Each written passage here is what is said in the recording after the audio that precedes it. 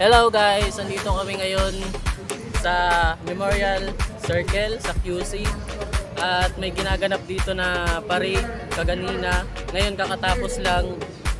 So ayun, di pa rin natapos yung speech nila. Halika, samahan niyo ako.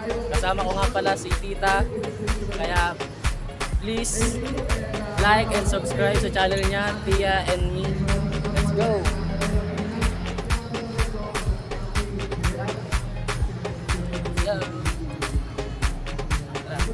Diyan kita natin.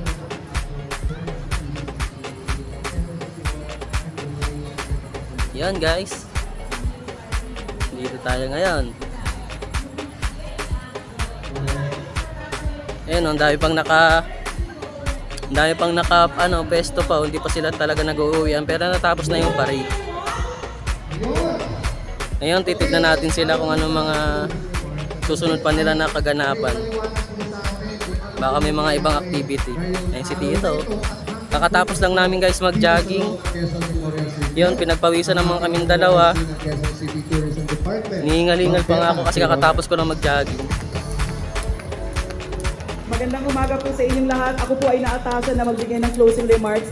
But at the same time, gusto ko rin pang magpasalamat sa lahat ng department heads at sa lahat po ng kapwa ko kawani ng lungsod Quezon sa inyo pong support. And guys, nag-i-speech yung si Anata yan, si ngayon pong 84, sinimplihan natin. So sa 85 tayo sisipa ng bonggang-bongga talaga dahil ang 85 po ay napakagandang numero.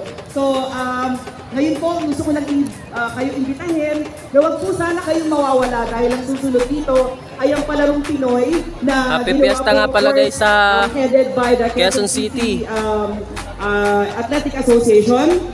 Tapos po ang susunod po doon ay ang not the Battle of the City Bands yet. Ang interdepartmental na pinakaiintay, interdepartmental dance competition, dito rin siya magaganap. Ayan guys, ang daming food cart dito na tinayo nila. Ang oras po nun ay alas 3 ng hapon.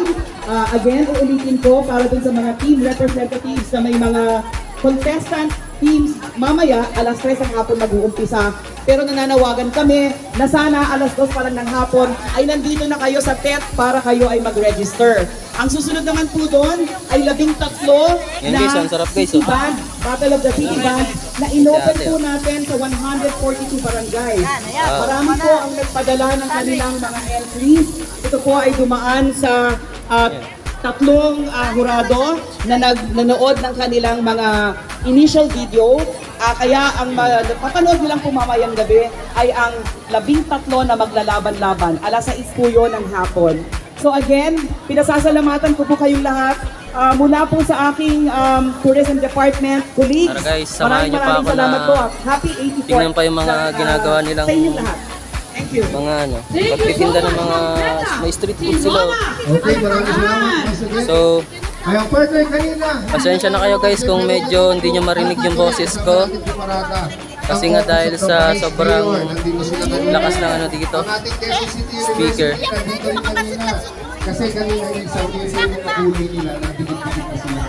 So yan guys, dito lang yan sa So we would like to apologize if you were not able to, circle, dito sa QC.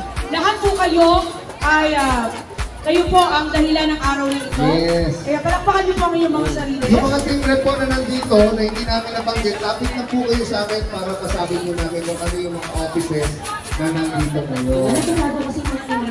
Hindi, sasabay kayo sa amin. Siyempre, nandito na rin ang ating District 2 Action Officer. Ayan, Atty. Bong Timoro, kasama natin. Ayan po, ayan, kasama natin. AO, William Bawat. Okay, so may photo bongbong sila guys. So, ay masarap. Al Flores, Acting Officer, Oliver Monte, nandito rin. Ayan, ang ating mga department heads. Ayan, akas, nandito ngayon. Okay na, pwede na. Ganito gagawin natin bago tayo magsimula sa ating mga activities. Muli po, yung ating cornhole or asin tabla, pukpok palayo, and patintero, nasa court po sila para rin po masecure po hindi po kayo mabigat sa araw dahil medyo physical game po. So yan guys, hanggang dito lang muna. Yung ating lato-lato po, dito